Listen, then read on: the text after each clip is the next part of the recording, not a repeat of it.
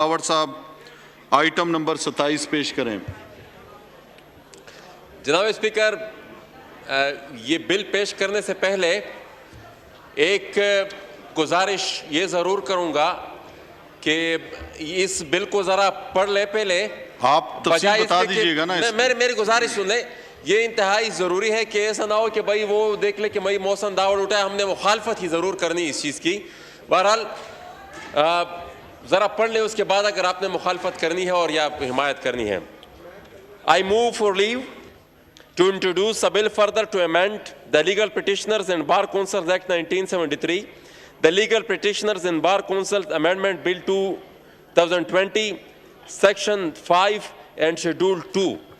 इसमें जनाब स्पीकर मुतालबा हमारा यही है कि ये जो हमारी मर्ज एरियाज हैं, जो एक्स फाटा था, वो जब मर्ज हुई हमें अभी तक बार कौंसल में नुमाइंदगी नहीं मिली, तो जो बार कौंसल की फार्मूलेशन है उससे हम एक्सक्लूडेड हैं, तो हमने इस बिल के जरिए उसमें अपनी नुमाइंदगी मांगी है। बहुत शुक्रिया।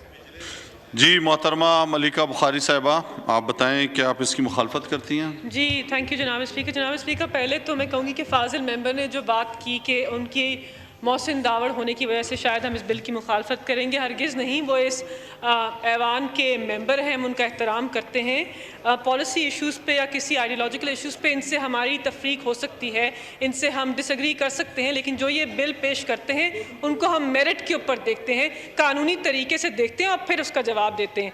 पहली बात तो ये है कि पाकिस्तान के अंदर जो वकला हैं ये कहते हैं कि खैबर पख्तूनख्वा के अंदर आप सीटों को 28 से 37 कर दें। ये जानते हैं, ये बिल पेश कर रहे हैं कि पाकिस्तान के अंदर वकीलों का एक बैलेंस है, वकला का एक बैलेंस है, उसको देखकर सीटें बढ़ाई जाती हैं और कम की जाती हैं। खैबर पख्तूनख्वा की जो बार काउंसिल है वो पाकिस्तान बार काउंसिल का इलेक्टोरल कॉलेज है। अगर इसको हम इस तरह बढ़ा देंगे होलिस्टिकली देखे बगैर तो फिर उसका तवाज़ुन ख़राब हो जाएगा। हम इनके बिल को अपोज सिर्फ इसलिए कर रहे हैं कि ये आएँ हमारे साथ बैठें। अगर हम एक मुकम्मल तौर पर सीट्स बढ़ाने का फ़ैसला करेंगे तो इंशाअल्लाह ये सीटें भी बढ़ाएंगे, लेकिन इस तरह एक एक बार काउंसिल की सीट अगर बढ़ाते गए हम तो पाकिस्तान बार काउंसिल के इलेक्टोरल कॉलेज के ऊपर इम्पैक्ट होगा और मेरिट और कानून की बिना के ऊपर हम इस बिल को अपोज कर रहे हैं। हम ये नहीं देख रहे हैं कि कौन कह रहा है, हम देख रहे हैं कि ये क्या कह रहे हैं और उसको उसी बेसिस के ऊपर हम देखेंगे। आप इसकी मुखालफत करती हैं? जी मोहसिन दावड़ साहब। देखिए जी, बाकी बार कौंसल्स में और हमारे में फ़र्क ये है कि यहाँ पर 7 नए डिस्ट्रिक्ट्स मर्ज हुए हैं, जिनकी पहले खैबर पख्तूनख्वा का हिस्सा नहीं थे। तो वो 7 ज़िले जब वो अज़ला जब मर्ज हुए हैं तो उनकी तो कोई नुमाइंदगी होनी चाहिए।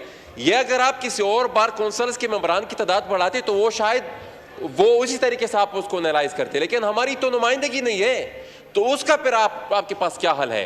ये मतलब ये नहीं है कि मिसाल हम किसी और रीज़न की वजह से हम पहले इस सिस्टम का हिस्सा नहीं था, अब हम इस सिस्टम का हिस्सा बने हैं, इसी वजह से हम मुतालबा करते हैं कि हमें बार कौंसिल में नुमाइंदगी दी जाए।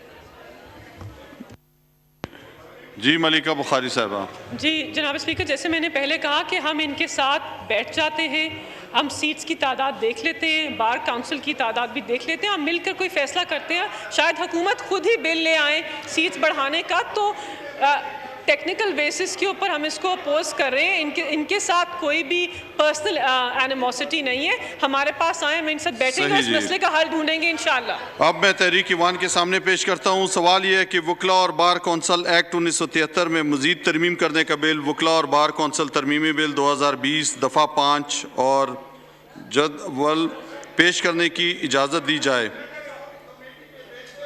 सही है जी, सही है, एक मिनट, सही है जी। पेश करने की इजाज़त दी जाए। वो तमाम अराकीन जो इसके हक़ में हैं हाँ कहें, वो तमाम अराकीन जो इसकी मुखालफत में नहीं कहें। मेरे ख्याल में अक्सरियत के जवाब हाँ में है, लिहाजा बिल पेश करने की इजाज़त दी जाती है। आइटम नंबर 28, जनाब मोहसिन दावड़ साहब आइटम नंबर 28 पेश करें। बहुत शुक्रिया, मैं मशकूर हूँ जनाब speaker. I present the bill legal practitioner and bar council act amendment bill 2020। मज़कूरा बिल पेश कर दिया गया। आइटम नंबर 29 सैयद आगा रफ़ीउल्लाह साहब आइटम नंबर 29 पेश करें।